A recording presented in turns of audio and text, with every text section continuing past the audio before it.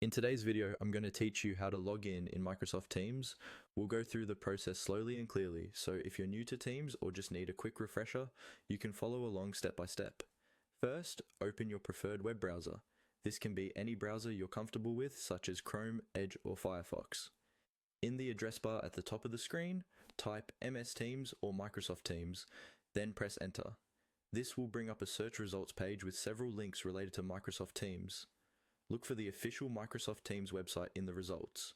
It will usually mention Microsoft's official domain and clearly say it's for Microsoft Teams. Click on that link to open the Teams page. Give it a moment to load, especially if your internet connection is a bit slow. Once the Microsoft Teams website is open, look for the Sign In button. This is typically located in the upper right corner of the page. It might be a simple text link or a button that stands out in color. Click on Sign In to start the login process. After you click Sign In, you'll be taken to a Microsoft login page. Here, you'll see a field asking for your email, phone, or Skype.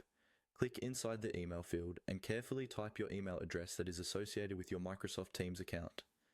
This might be your work or school email or a personal Microsoft account, depending on how your Teams access was set up. Double check that you've typed your email correctly, making sure there are no extra spaces or spelling mistakes.